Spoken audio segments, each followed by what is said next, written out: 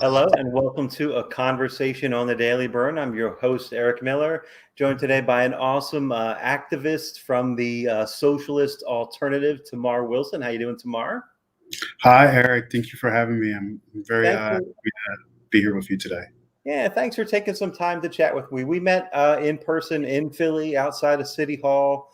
I bought one of your newspapers, which is Yeah, thank you very much. Yeah, right. which Socials is out there trying to tell people about the dangers of capitalism, but right on. you Yeah. can buy our newspaper. Yeah, we had a great long conversation. It was, and I deeply enjoyed it. We debated a little bit, but Mhm. I certainly appreciate your perspective. And I wasn't. It wasn't a debate. It wasn't an argument. It was just, tell me what you think and stuff. And it was, it really got me thinking, and I really appreciate it. I invited you on. I wanted to talk a little bit about what the Socialist Alternative is. There's local chapters. There's Socialist Alternative Philadelphia, which you're part of. I'll pull up the website and talk about some of your initiatives and things you're focusing on and so forth. Talk about some success stories within, you have essay candidates and so forth. Uh, you know, philosophy of change within the Democratic Party and without, right? All that stuff I want to get to, but just can you give like just an intro, somewhat succinct intro on what is the Socialist Alternative? What's the brief history of it? Sure. So, Socialist Alternative is a revolutionary Marxist-Leninist political organizing group, right? It started a while ago, but it took on a greater resurgence, I guess you could say, outside of the Occupy movement Hmm. in 2011. Outside of that, there was organizers who were pushing for Occupy activists to actually run as political candidates. And out of a call for 200 Occupy activists, one took up the call, and she was actually elected in 2013. And then from there, Socialist Alternative was very active in getting this independent socialists elected to fight for the Fight for 15 movement, Mm-hmm. which the first ever national passing for that Fight for 15 movement was in Seattle, due in no small part to the work of activists on the ground, but due to the elected socialist city councilwoman that we were able to get in 2014. That became a pretty much the mainstream for the movement for Bernie Sanders to run on in 2015. Socialist Alternative since then has been active. We were active on the Bernie Sanders campaign, volunteering for that. We tried really hard for that. Also in the Tax Amazon campaign that was just passed this year in Seattle, which with again due no small part to the Socialist Alternative Independent City Councilwoman, blocked and fought in part by the Democrats on Seattle City Council.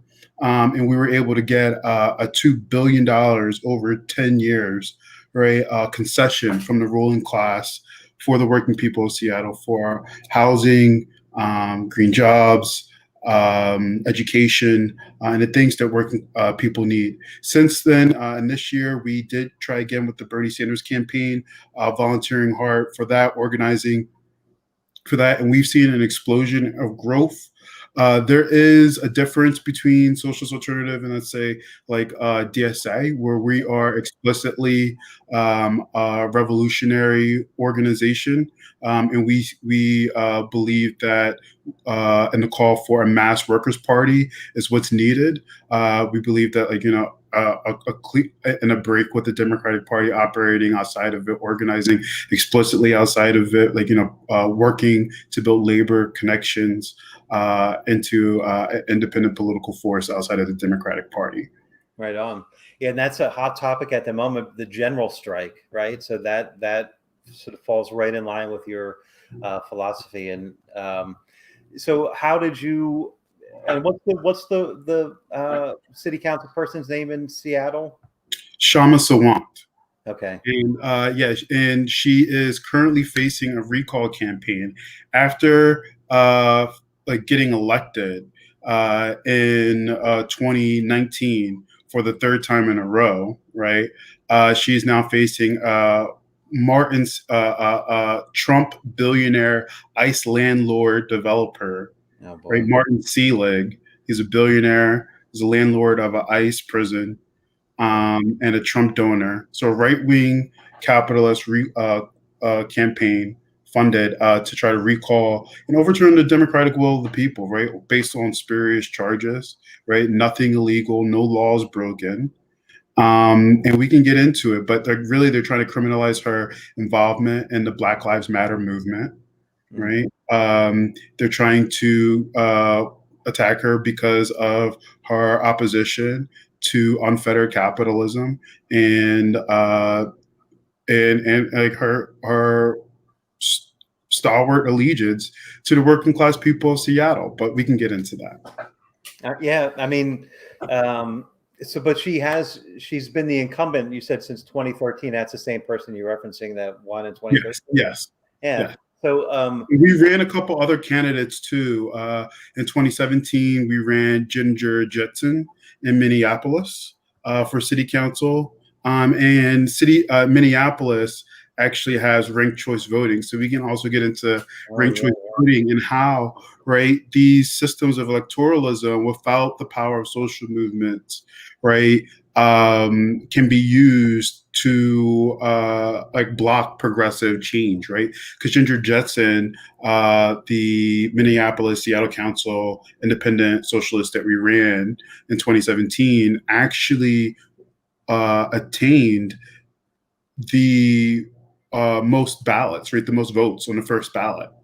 And then because the Democratic Party did not, right, want a socialist in office, they actually ran a number of candidates against her in order to dilute the vote, right? In order to game the ranked choice voting system. And the person who ended up winning was actually someone who did not win one ward on the first, right, on like the first after the first levy of ballots have been counted, right? So there is a need for independent politics, for independent like for mass labor party and new mass workers party in the United States, outside of the Democratic Party. And when we see ourselves as a revolutionary party, right? So, but we do not see ourselves as that mass party, right?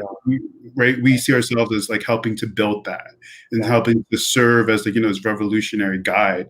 Because right now, a workers' party would be revolutionary, right? And in the United States anyway, right? So without people saying being actual, without it actually being like a full Marxist party, right? Just a party that fought for the basic things that that people need, right? And we practice that transitional method of like winning concessions from the ruling class in order to improve everyday people's lives, like we did in the Fight for 15 campaign, right? And like some people might say, well, why stop at 15? Why not fight for 25 or 30, right? Well, this is like a transitional demand. It's to improve the confidence of the working class, to show them the power, right, and the efficacy of social movements, of banding together, of using their labor to fight for demands. Right.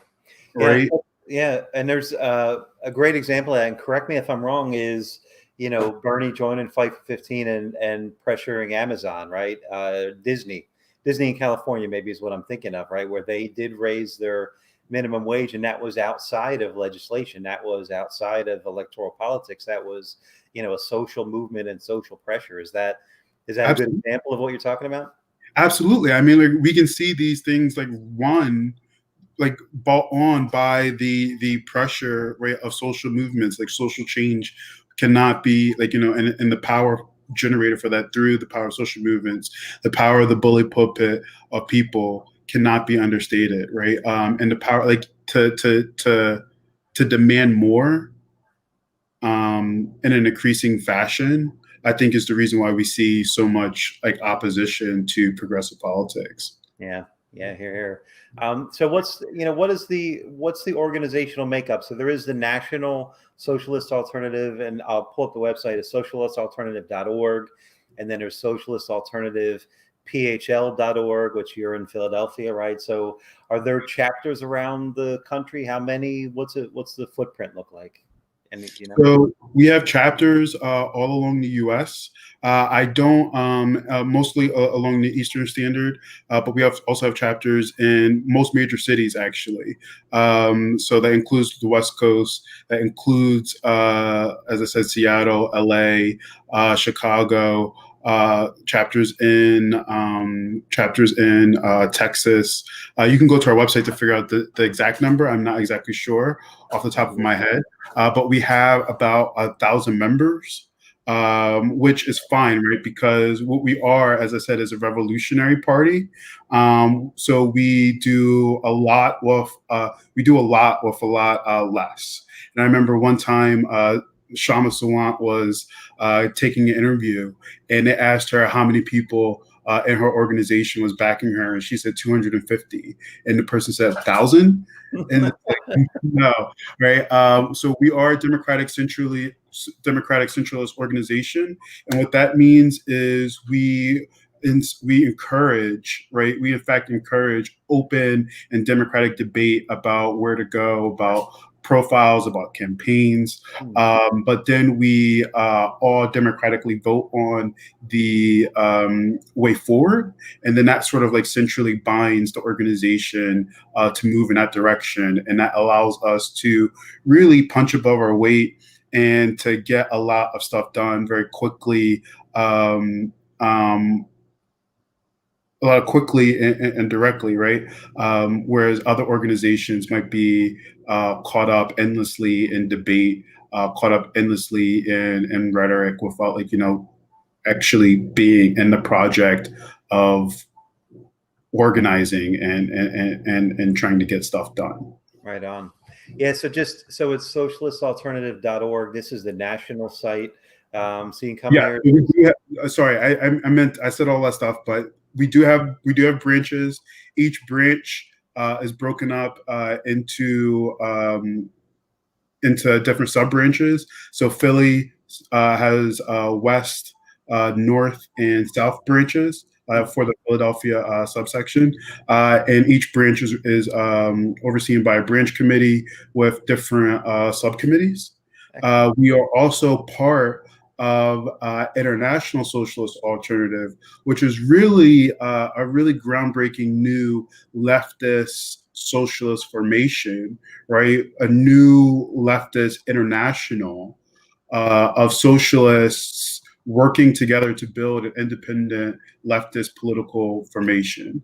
And so we have chapters on every continent, chapters in Hong Kong, chapters in Brazil, Russia. And we actually just had, over the summer, an international Marxist webinar simultaneously translated into several languages, like, really building on the cadre development, political education, theory, how to be organizing, how to use social media to organize, the difference, like the fall of the Soviet Union, and how to be able to, like, explain these things quickly, like, like teaching actual members on how to be socialist cadre in order to be effective revolutionary organizers in their communities.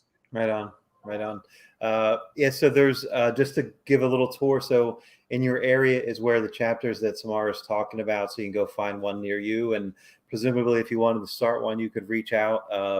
Publications, there's all kinds of resources here in news and so forth, global publications. This is where you would subscribe to this awesome newspaper, right? So if you wanted to get a copy of this, you would come here and subscribe, and I'm assuming there's a donation affixed to it. But yeah, I would definitely encourage people, viewers, to read our website, to check out a couple articles. I'm going to brag, but I think our political writing, right, is as on point and as prescient and timely as you'll find in like Jacobin or Left Voice. Really like salient articles detailing the need for or we're going through struggle, giving a socialist perspective on what's needed. Right now, I can tell you that Socialist Alternative Philadelphia is engaged in a couple of different campaigns. One is coalition work with several different other advocacy organizations in Philadelphia around trying to affect the police contract negotiations. Mm. We had an event a couple weeks ago outside Philly City Hall, excuse me, calling for the recently created civilians police oversight commission to be incorporated directly into the police contract negotiations, and through there, like that civilians police oversight commission should be democratically elected, and through there, right, we can have community members defund the police, have hiring, firing, budgetary powers, right, to be able to really fight for community control of the police, not just these milquetoast reforms, Right. but to remove the cudgel of the boot of the police as an oppressive force of the state, right? A real socialist perspective in a solution, not just like milquetoast reforms fighting for like body cams and stuff like that. No, or fighting ultimately, right? Fighting to try to instill equity back into the the class of the hands of the working class outside of the state and the oppressive forces that serve them. Yeah, there are. Let me ask you kind of the challenges of that, right? And I hate to be the guy that is going to ask this question, but just so you can respond to it, right? So the term socialist, defund the police, that's another conversation, but you're advocating for working class first and foremost, right? Against capitalism. If you go to Socialist Alternative, you used to talk about, the Hahnemann closing, and those are the front lines that you're on. It does include, like you said, police reform and so forth, right? But the Democratic Party the Republicans, of course, but the Democratic Party has so stigmatized the word socialist, right? And lately, the defund the police thing as a bad faith effort, right? So how do you overcome that? When both major parties are bad faith smearing the term and some of the policies you're fighting for, how do you overcome that? That's a good question, and I think that the answer is you show people who's fighting for them, right? At the end of the day, people don't really care about these things; they care about results. Right. I think, and not to I think it gets a little internecine, but right, I think if you just show people who's fighting for them, and fighting for these elected positions, fighting for these positions. If we were to talk about like an electoral strategy, right? But as socialists, we will also use the power of social movements, right? What Democrats are allergic to, like fighting, or as we talked about, defund the police and Black Lives Matter. They're all too eager to adopt the paraphernalia of the movement, but not its demands, right? But Shama Sawant actually did fight to get a tear gas ban and rubber bullet ban passed in Seattle. I'm not sure if you heard about that, but there was a suspension on that. And they did, with cajoling brought on by an active member of the city council, engaging with the Black Lives Matter movement, bringing in protesters into City Hall. That's actually one of the charges against Shama Sawant, is that she opened the doors of City Hall to the public. How dare that happen? That's actually one of the charges. She opened the door of City Hall and allowed a protest action to take place in a building that was publicly owned, right? But they'll make a scandal out of that. But to continue on the point, right, is that say that with the pressure of one independent elected socialist using the power of social movements, the Democrats on that city council were cajoled into defunding the police, right? But now that it's past the election season, the Democrats on the city council are backing away from that demand, just as we see Joe Biden lambasting and lashing out at civil rights leaders on a phone call that just took back, and their meager demands, right? Like not to a point of virulent racist as head of Department of Agriculture. So it's not to piss off the Georgia farmers that you need in order to win the Senate. He lashes out and tells them no. And he says that, like, Democrats got a tail whipping over defund the police. So I just agree. True. Not even close to true, right? Right. It's not even so. You have to use the power of social movements, but also like young people are beyond that, right? If you take a poll, like there was a poll recently done, the vast majority of young people are beyond feeling negative negative feelings when they hear the word socialist, right? They're more curious about it. They're more open and receptive to it. And I think as we experience this like real crisis of capitalism, this real failure of neoliberal politics to even provide for people, there's going to be a crisis of legitimacy, right? And as socialists, we can talk about who have a coherent political plan, who are able to fight for a mass workers' party, who are able to try to fight for political accountability in that party to people. People will, I think that the fear mongering and the propaganda will mean less and less as the neoliberals and neo-fascists lose their sway with the people, as brought on by the crisis of legitimacy, by the pandemic, by the utter failure, by tens of millions of people being facing eviction in the middle of a pandemic, in the middle of winter, right? So on and so forth. Yeah, boy, that phrase is so potent. Crisis of legitimacy, right? So no matter where you are on the spectrum, if you're even remotely optimistic about a Biden administration doing anything concrete for the people, I'm not. Right, neither am I. But if they fail for that, that is going to continue that slide. It's going to continue. You're absolutely, yeah. Yeah, and further underscore or embolden, put a point on that crisis of legitimacy, right?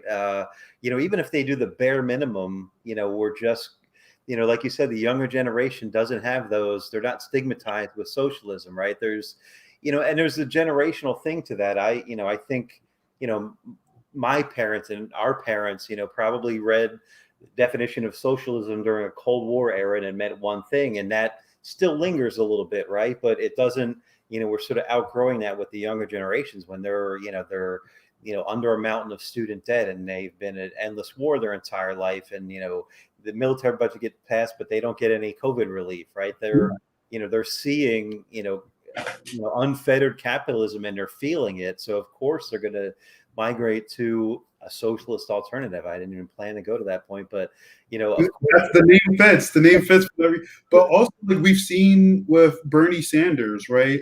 How making these political points and being unafraid to stand on the courage of your convictions and to shame the other person, say, no, you're the one who's wrong. Right. You are the radical. You're the one who's radical for saying that people don't deserve health care in the middle of a pandemic.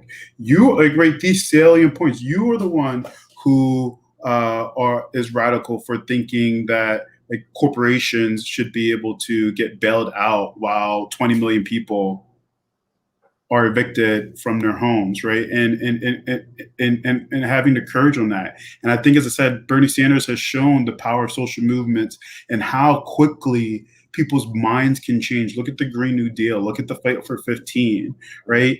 Look at Medicare for All, right? Which is a huge one, and it's up in debate right now with leftist discourse du jour about how far are we willing to fight for Medicare for all.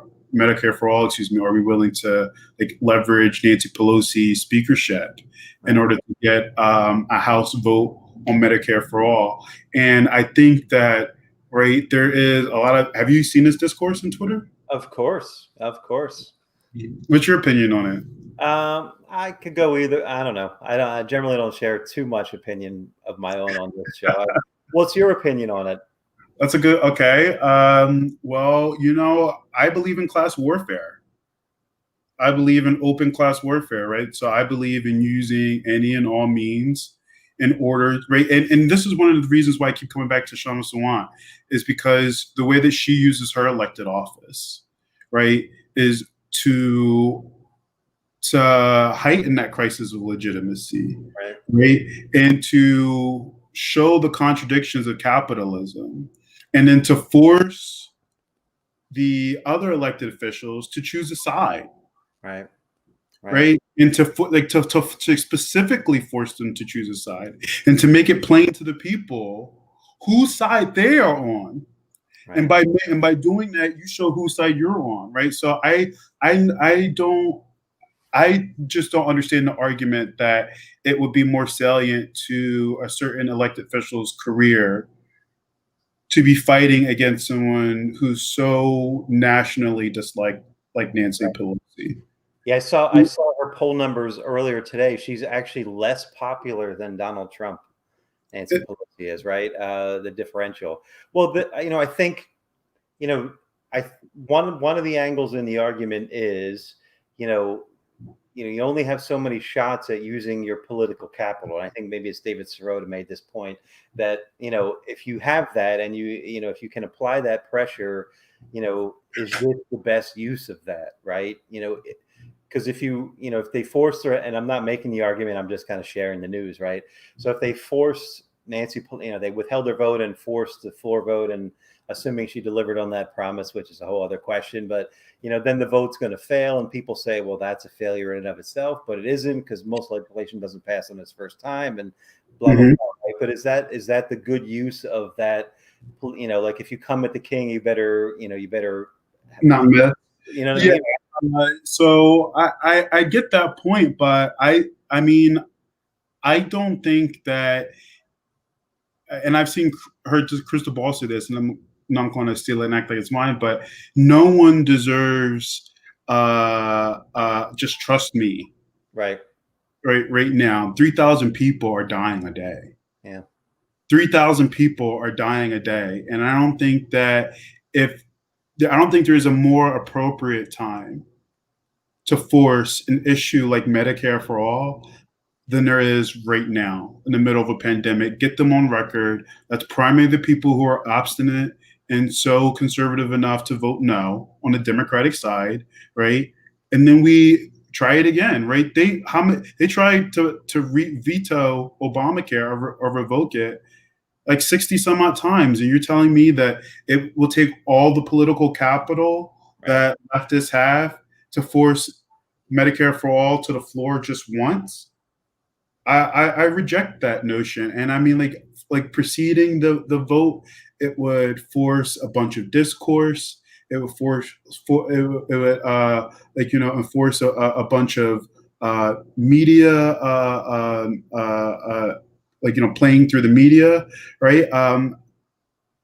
And like, I mean, it would definitely make the most conservative corporate Democrats vulnerable in 2022. I mean, I know the arguments against political capital and stuff. I don't believe it. Right. This is the reason why I believe in social movements, because that helps to generate political capital. Right. The pressure that we are able to create on, let's say, the most progressive members of the House, let's say the squad, right, gives them capital, or gives them cushion in order to go to Nancy Pelosi and say, I don't have to vote for you. Right. Not that they have to vote for her right now, seeing as how they're funded via small dollar donations, and she doesn't get to decide whether or not they get to run again. Right.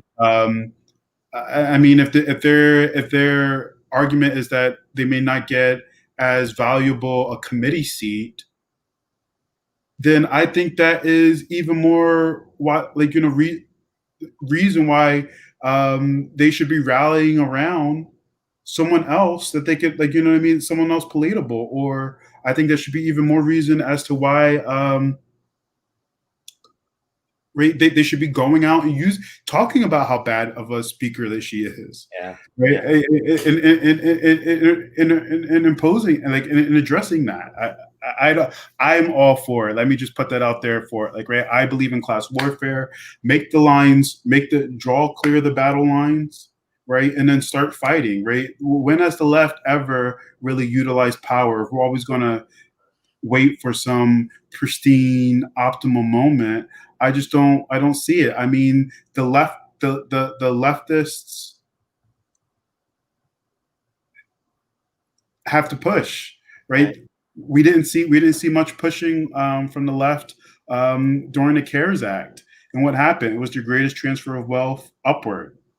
Yeah. One of the things about Socialist Alternative is we do not, like, as I said, we believe in independent organizing.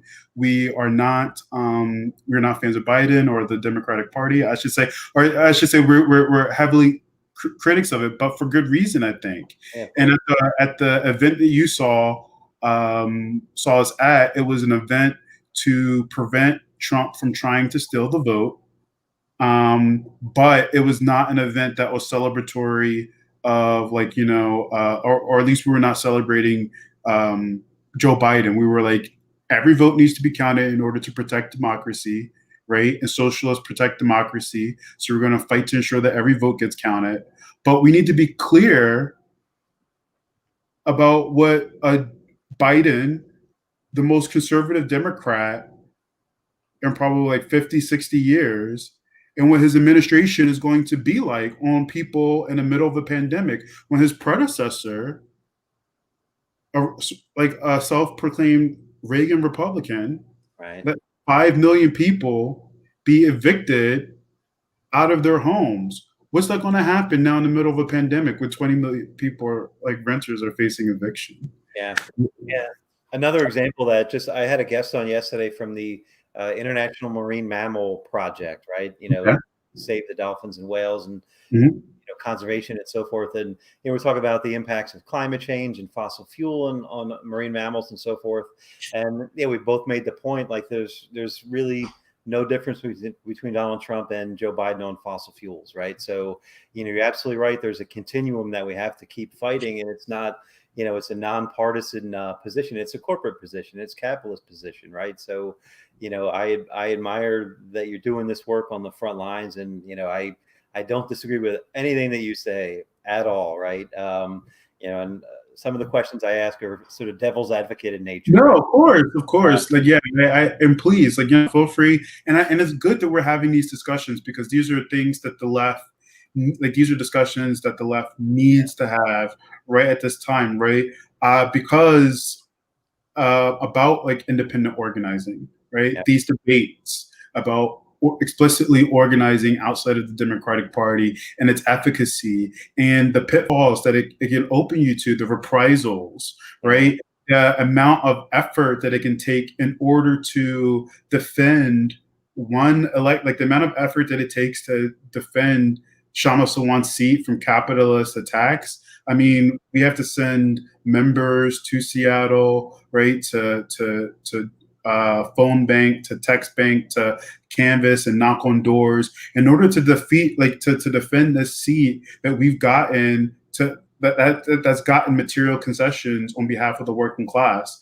But it highlights the need as to why, like, there needs to be a mass independent political party, because we're going to face these continual attacks. They can wear down small organizations, right, or just drown it in money, right? Use the courts, the capitalist courts, like they're doing now, to attack it repeatedly, and try to kill these movements, right? Which is why we need leftists, we need socialists to help out with the Shama Sawant recall campaign, and to understand the need for independent politics, to try to, like, form around the idea of, like, a mass workers' party, because it's going to take a party, right, to fight the money of the billionaire class. Yeah, and they have the money, they have the resources, they can be, they're not going to exhaust that stuff. It reminds me of it's like The Walking Dead, where the surviving humans get tired running, whereas the zombies never get tired chasing them, right? So we have to keep running. We have to keep fighting the fight, because they're like running water. Capitalism is always going to find a way, right? So that, that kind of gets to another point of, and I'm starting to ask people this question, and we all feel it, right? Some more than others, but Donald Trump was exhausting, right? So there are brunch Democrats where they come out and they vote in general elections, right? And they kind of they have their privilege, and they go back and they do whatever they do, right? And they come out every 4 years, maybe 2 years, right? So how do we reach them? How do you keep them engaged, right? How do you on a particular issue, Fight for 15 is a particular issue that affects all of us, right? So how do you keep them engaged or inspire them not to just get complacent or sort of meld back into their comfortable lives? How do you keep them engaged? Do you have any thoughts on that? That's a good question. I mean, really, how to connect with the broader working class is something that socialists, right, have been working on for a very long time. I think that to get to as a roundabout point to your point, right, as far as party politics, by engaging in the swaths of, let's say, the Democratic Party that are getting increasingly disillusioned, right? Let's say the young people of color, right, are getting disillusioned, right? We can use them to build independent party politics, and that will generate pressure on the Democratic Party, to acquiesce, right, to independent politics, to reaching to in a more general sense, to reaching the older, like, right, the older demographic. I think you're talking, or just like the who's not really engaged, and that it is through struggle and the power of social movements, right? And I like, even though people now will say, "Oh, defund the police is too strong a term," right? I'm quite sure that those people, like maybe 5 years ago, or did not believe in the movement for, like, Black Lives, or did not believe in, like, what they like, what the movement called for on its basis, right? People's hearts and minds can be won, and I believe that the moment you stop believing that can be the case, right, the project of politics becomes nihilistic, and there's no point. So the power of social movements, engaging, fighting for them, using your openly elected positions, engaging in labor, showing highlighting the crisis of legitimacy, the crisis, like the contradictions of capitalism, its failure to provide for the most basic needs that people are having. Even if they're comfortable, right, they're likely other people who are not, right? The people who are failing, right? So highlighting those, I think, is one way, and having really clear politics, right? Having really clear politics, a really clear political way forward, is key. Sorry, hopefully that answers your question.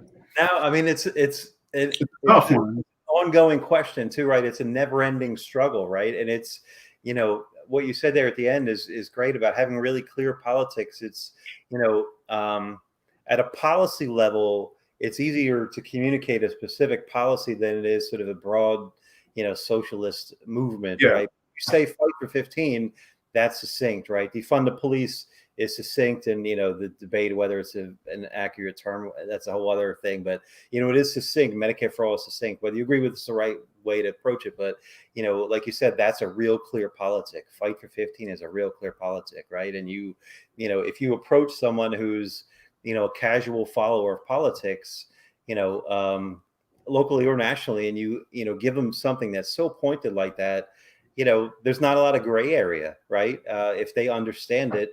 Anytime you take the time to explain defund the police, I haven't heard anybody say, yeah, I don't agree with that. you know.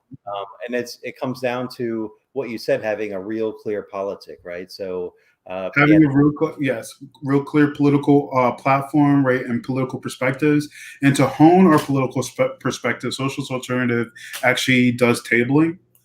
So multiple times a week, we're out there talking to the working class, talking to people on the streets, saying, "Hey, what do you think about defund the police? What do you think about community control of police? What do right, you think about the city seizing the closed down Hahnemann Hospital, right, from the capitalist owner who wanted to extort a city of 1 million people, healthcare. Some capitalist is able to extort their health, like close down our general hospital that's centrally located, and then extort us for $1 million a month, right, and payments. And when the city, the poorest, the largest poor city in the country, couldn't afford it, what did our capitalist mayor do?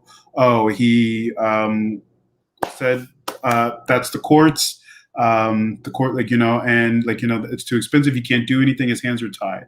But when people are peacefully protesting for Black lives, I'm not sure if you saw in June, right? Mayor Kenny sent the police out there, kettled the protesters on the highway, and then gassed them and shot them with with tear gas and rubber bullets, right? So he's willing to take that executive action on police forces, on peaceful protesters fighting for Black lives. But when it comes to a property, when it comes to a hospital, right, that could have meant life or death for hundreds of Philadelphians, right, there's nothing he can do, right? So Socialist Alternative was out there talking to Philadelphians saying, hey, what do you think about the mayor just seizing the hospital and turning it into like reincorporating into the city's healthcare system, yeah, and figuring it out through the courts later.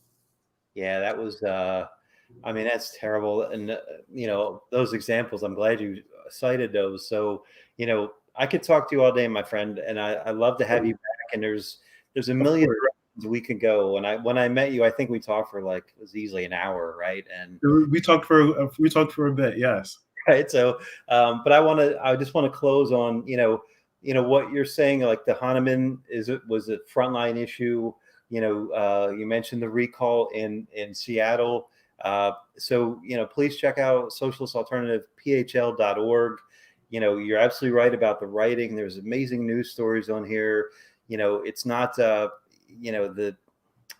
bad faith smearing of the word socialism, put that aside, right? What you're fighting for are policies, people-centered, working class policies, right? Positive effect, positive change, and so forth, right? It's not some boogeyman that your grandfather. No, absolutely not, right? And so, like, I mean, one of the things that I really try to like strive is socialists believe and fight for democracy, right? We were fighting to make sure that every vote was counted, even though we were opposed to Joe Biden, right? Our organization um, uh, endorsed the Green Party, said to vote for Howie Hawkins, because I mean, my God, how could you vote for? I mean, not say how could you vote for, but like, how could we as socialists ask for people to endorse Joe Biden? But we were still out there fighting for every vote to be counted when it looked like Trump was going to send his stooges to Philadelphia, right, to block the vote. He was going to try to go to the Supreme Court, right? Socialists are out here to try to free humanity, right, from the oppression of the market, from the oppression of capitalism, from the oppression of the fluctuating rate of the dollar, right? And to say that we can form our society, that we can form our lives in a more connected way, but also in a way where the negative externalities of capitalism, right, have been instituted away, right? Have been moved away, right? Under socialism, right? Joe Jeff Bezos would not be able to expose thousands of his workers to coronavirus and make $70 billion or $13 billion in a day, right? Under socialism, right? Exxon would be democratically co-opted and shut down so that it cannot pollute the environment, while those workers would be put on assistance programs or training programs, like incorporated into how to serve the economy in a green way. It's not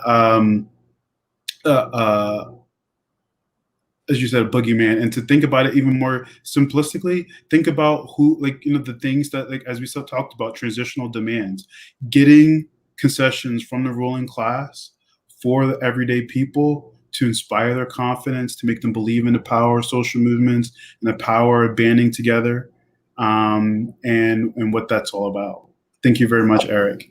No, thank you, man. I could talk to you all day, and please come back. And anyone in the organization that you think would want to talk to me, I'm at your disposal. I appreciate what you guys are doing, and it's one of those things too. Even if you're watching this, and if Tamar, if they're a bit left of you, there's still value in that, right? It's the spectrum, right? And it pulls the overused term, the over the window, right? But it pulls the national discourse to that direction. Even if you're not all in on some of these things or all of these things, but some of them you are, right? It's worth having this conversation. Like you said, there's value in the debate about the squad and how they will or will not leverage their power, right? There's value in debating that and talking about that, right? Because it builds foundation to the next conversation, right? Absolutely. Yeah, I mean, I appreciate what you guys do, and I'm glad I met you on that day. And please come back at some point. Let me just mention anytime. Thank you very much for having me. Yeah. You have a great night. Now, I'm going to mention the websites one more time. It's socialistalternative.org, and the national chapter is there, and all the news. Sign up for the newsletter. Yes, and Shama Sawant is our Socialist City Council member. Shama Sawant Solidarity Campaign. You can find that on Instagram or Twitter. And yes, just help us out. Small dollar donations, right, are great. If you guys can donate, I think the average donation is $27. That Bernie number. We're gonna fund roll revolution on $27. That's what we're gonna do. Right on, brother. Cool. I appreciate it. So I'll talk to you again soon. Peace. Stay safe. Have a good holiday. Thanks everyone for watching. And go subscribe to their socials. Share this video. Spread the word. That's how we build these movements and so forth. So thank you, Tamar. Talk to you again soon, my friend. Thank you. Have a good day. Bye. Bye-bye.